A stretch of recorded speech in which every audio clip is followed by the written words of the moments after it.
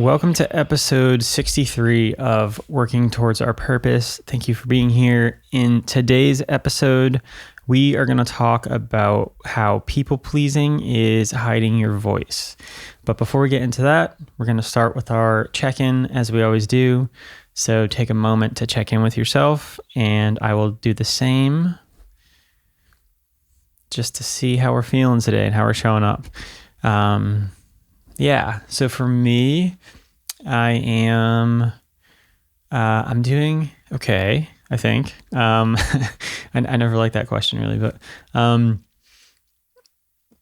think struggling with a couple different things this week, maybe one specifically that noticing maybe some inaction in some areas and wanting to do some more things, and sort of struggling with comparison a little bit maybe. But I think it's all good and showing me things that I'd like to change or I'd like to work on. So maybe we'll do an episode on that, for Friday's episode, for the next episode. But feeling pretty good. Got all my routines done this morning. I prepped extra long for this episode because I was really trying to make it make sense and pull it together and trying to pull like two different ideas together. Feeling pretty good about this. Hopefully you also checked in with yourself and kind of looked at where you're at today. So let's get into the episode. People pleasing and how people pleasing is sort of hiding your voice. And speaking as a recovering people pleaser, I think, I looked back through the episodes and thought it was surprising that I hadn't done an episode on people pleasing yet, because I'm pretty familiar with it and trying to, just like a recovering people pleaser, trying to not always do what others expect of you. If you're struggling with people pleasing, hopefully this episode will be helpful. What is people pleasing? Like if I were to define it, people pleasing for me is trying to predict other people's needs while also acting in a way that you think they want. So a lot of times I've noticed that people pleasing is all like assumption based. I'm assuming that somebody wants me to act like this. I'm pretty intuitive with like feelings and sensing people's feelings. So maybe sometimes I overly think I understand what people want, and then I try to accommodate that. So I was just thinking about like where it came from and stuff, and I don't really want to get into that today, but recognizing that like that is sort of a skill. It is a skill to like sense people's feelings and to be empathetic, but it's also not a good thing if you're using it to serve other people in a way that's not serving you. So that's one aspect of people pleasing is like kind of making the whole thing up in your head, basically anticipating people's needs. And then the other one is, obviously the opposite of that is like people asking you for stuff and then you feeling like you have to do everything. Largely it's acting in ways that other people want you to act and not in ways that you feel you want to act or feel true to you. So I think it's helpful to think about it in like real sort of life examples. And I think you can people please on like a small scale, and then you can people please on like a larger scale. And for me, the larger scale would be things like, what you do for work, your job, the industry that you're in, maybe what school you went to, college, the specific people you date, maybe like your partner. All these could be sort of like very large people pleasing. And then maybe some sort of smaller ones are really just like simple conversations. I noticed sometimes when I'm in conversations nowadays, and I've like tried to work on people pleasing, if I'm in a conversation where I'm sort of felt that I gave in to like what I really wanted to say and kind of was more catering to what I thought somebody else wanted, then I kind of walk away from that conversation like disappointed in myself and being like, oh, I don't like the way that I showed up there. I wish I didn't, say X, Y, or Z to try to make this person happy. And I think that certainly comes up when you sort of see like a sense of rejection or disapproval, and I'm talking about me. When I see that sort of disapproval, and then I'm like, oh, here, let me say some stuff that'll make you feel better, and trying to make the other person feel better.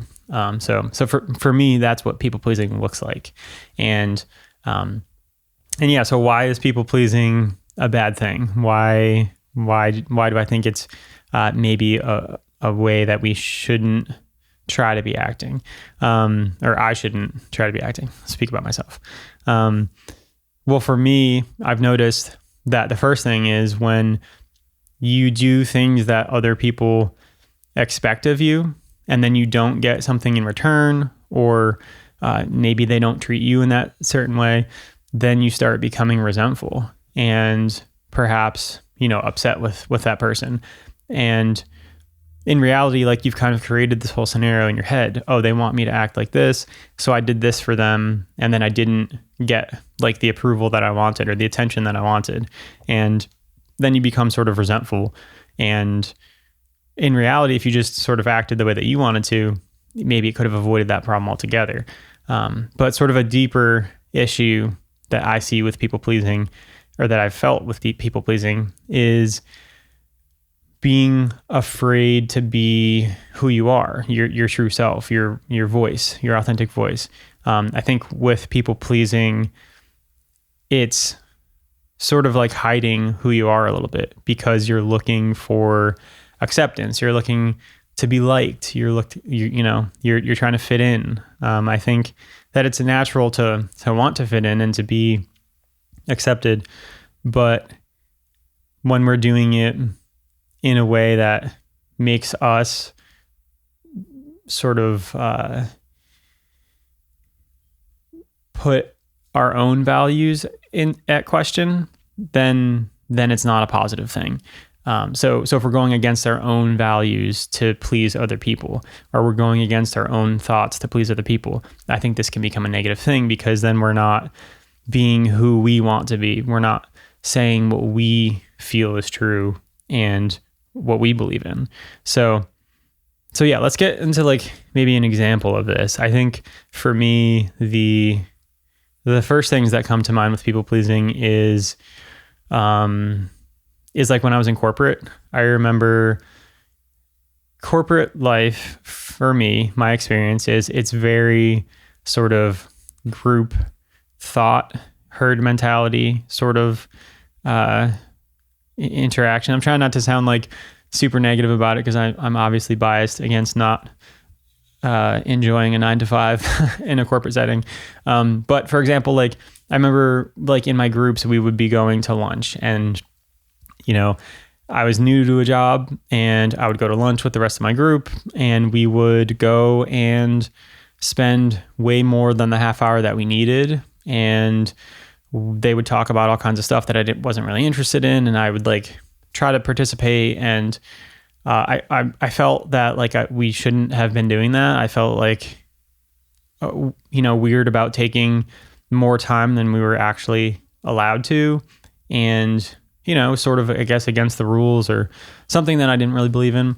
I also didn't really like the way that I felt, because we would always talk about things that like I wasn't into, and I would like try to pretend that I was into whatever they were, and I just didn't really like the way that I felt. But there was a lot of pressure of like, oh, we're going to lunch, you kind of come down with us, you're gonna hang out. And if you didn't, then there was sort of like, oh, okay, you don't like us, or whatever. There was like this peer pressure element of going and doing what everybody else was doing.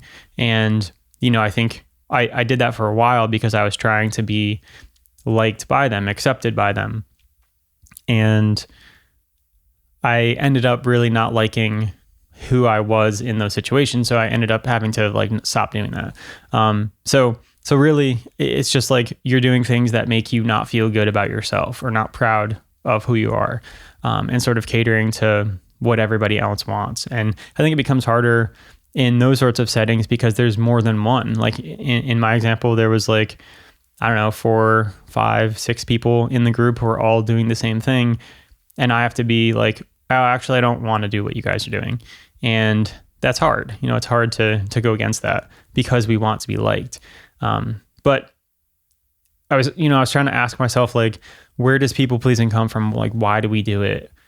And I think it's, of course, like wanting to be liked and accepted. But I think there's like a deeper rooted fear there. And for me, as I was like thinking about it and trying to uncover like, what's there further down with people pleasing other than not being liked, because I know that. What came up was sort of the feeling of not being good as you are. So I think a lot of times when I was people pleasing, I thought that my ideas and my opinions and what I wanted to say wasn't good or wasn't good enough. And I think that I tied like the way that people perceived me as my self-worth. So I don't know if you're a people pleaser, see if this resonates, but, or if you were a people pleaser, or have people pleasing tendencies,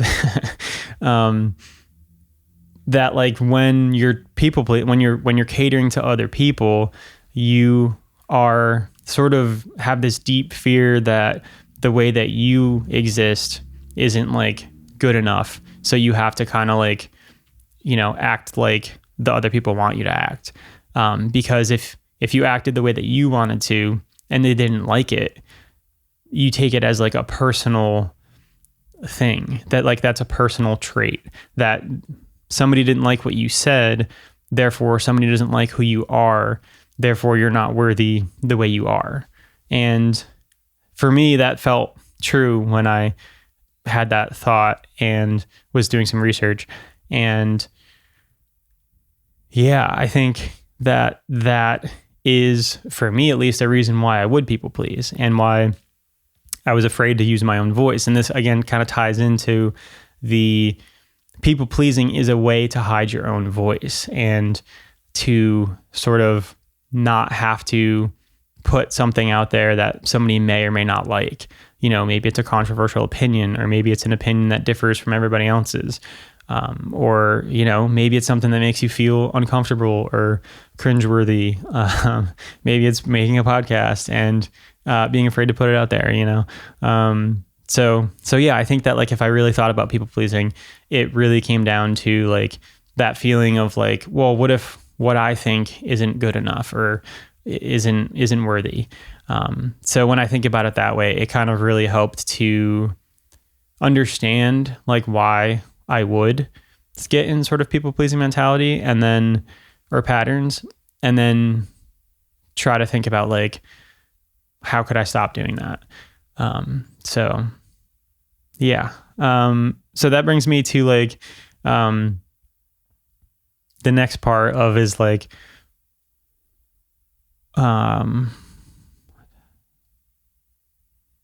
yeah, so I'm kind of already worked into the next part of the solution, and figuring out like how we can stop people pleasing. But some other things that I wanted to say about that is that one is to recognize that like our likability isn't attached to our self-worth, that if somebody likes what we say or doesn't like what we say, it doesn't mean that we're worthy or not worthy. We're worthy either way, and people are allowed to disagree. And I think that that's really hard to remember, especially being online, in the political environment we're in. I think anytime somebody says something that somebody disagrees with, it immediately is like a personal attack, and you can like write somebody off because they said one thing. And I don't think that that's really true. I think that if you think back to like people that are closest to you, probably once or twice they've said something that maybe you didn't agree with, and you still love them for it anyways. If a friend says something that you didn't agree with, you don't have to agree with every single thing. So I think that that's important to remember. And then I think it's also important to remember that we are not responsible for how other people's emotions are. So even if we're not talking about friends, or we're talking about other people, and maybe it's a boss or a random stranger, we're not really responsible for their feelings. And we can say something that makes somebody feel a certain way, but we don't need to take on the responsibility of trying to make them feel better. That is a personal endeavor. We don't need to sort of balance everybody's emotions and make sure that everybody's happy. And I think the only person that we're responsible for is ourselves in doing that. Is, if we get angry or upset, we have to manage our own emotions and, deal with that. But it can be really easy to like blur the lines, especially if it's like a close friend or a family member, where if they have an emotion about something, or maybe you did something they didn't like, and they're expressing it angrily, we feel like we have to fix that or to make them not angry. And that's not really our responsibility. I think a lot of times I got caught in that, of trying to like make somebody feel better, or, try to fix their emotions. But in reality, like you have to, that has to start from the self. I can't make somebody feel something, and depending on like how you're thinking about it, I guess as a people pleaser, you can think like, well, if I say something, then maybe they'll feel better. But really it has to start with them. Like they have to decide that they want to do something with their emotions, and maybe not act on them or change them. But for me, it's not up to us to help people change their emotions. And then sort of the last thing is like, what's the alternative of being a people pleaser, is saying no. And I think that's like the biggest one for me. That's always something that came up in therapy, was just like saying no to people and being like, no, I don't want to do that. Or saying an opinion that's opposite of somebody because you feel that you want to say it, but saying it in spite of what other people might think. So I think that's sort of like the opposite of, I'm trying to like describe what the alternative to people pleasing is. And hopefully that was clear. It felt a little unclear, but now I want to get into like actions. Like what actions can you take to not be or to, maybe be less of a people pleaser? Cause, I say I'm a former people pleaser, but I think we all kind of go in ups and downs of old habits. And like, sometimes I still have people pleasing tendencies, and sometimes I don't. And I have ways of overcoming that now. And these are the actions. These are things that you can do now to try to not fall into people pleasing. So the first thing is to just sort of set boundaries with people, and with yourself. I think it's helpful sometimes for me, if I'm going in like a situation where there's going to be a group of people, and like maybe I know that I want to like, let's say it's like a party or something at night, and I know that I want to be gone by 10 or 11 because I want to go to bed early because I get up early. I can easily like be in that environment, and everybody's like, oh, don't leave. And then I'm like, oh, okay, fine, I won't leave. But if I think about like what I want to do before I get there and make up my mind before I get there, then I can sort of not struggle with being persuaded by the people as much. So I think that's helpful for me to think about it in advance. If you're trying to set boundaries and you know that it's going to be hard, to think about what you want in advance. But also, episode 10 of this podcast was with Barb Nangle, who is a boundaries coach. So if you do struggle with boundaries, go listen to episode 10, and it's like a personal coaching session from Barb, a boundaries coaching session. So that's a really helpful episode, I think, if you struggle with boundaries. And so the second action that you can take is exposure therapy and practice saying no. Get in environments and practice in real life saying no to people, or saying like, oh, you know what, I actually don't agree with that. Or, I think practicing disagreeing with people, practicing like not always having to be liked is helpful. And sort of like thinking about how you can show up in the way that you want to with using your own voice, that practicing using your own voice in spite of what other people think or what you think other people may think. So I think that that's really been helpful for me. And yeah, just practicing saying no. And certainly it's a lot harder to do that in person than it is through text message. So, I've found sometimes that like, maybe if you're finding that you don't want to do something and it's hard to do it in person, you could start with a text message. You could start by saying like, hey, this isn't going to work for me. It's not helpful. I'm going to have to pass on it, but maybe next time. And I think that for me has been helpful, and it's empowering too to say no sometimes, because I think we all, or at least I always feel like I have to say yes to people. You get invited to something, you feel like you have to say yes. And it's not always the best thing for you to say yes to things. So practicing saying no is really helpful. And then the third action is to remind yourself that likability does not equal self-worth. And if someone does like or doesn't like what you say, it doesn't mean that you're less of a person because of it, because that's kind of how it feels when you're a people pleaser. If somebody doesn't agree with you, or you make somebody upset, or you sort of feel like your self-worth is being attacked, or at least I do. That's what I've noticed. So yeah, those are sort of the three things. Set boundaries, exposure therapy, practice saying no, and then to remind yourself that likability does not equal self-worth. And I think it can be really helpful to do that as you're practicing no. To sort of just keep reminding that in your head. So yeah, hopefully this episode helped if you are a people pleaser. And let me know. You can always comment on YouTube or go to workingtowardsourpurpose.com to send me a note through our contact form. And I also wanted to say that I've recently found out that my number one goal, my one thing from now until the end of the year, is to try to grow my audience on YouTube. So if you are on YouTube, please go type in Working Towards Our Purpose. I'll come up, my channel will come up, and please give me a subscribe or a follow. Maybe like a couple videos while you're there to help with my analytics. I would really appreciate it.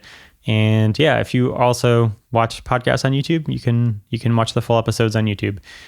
So thank you for that.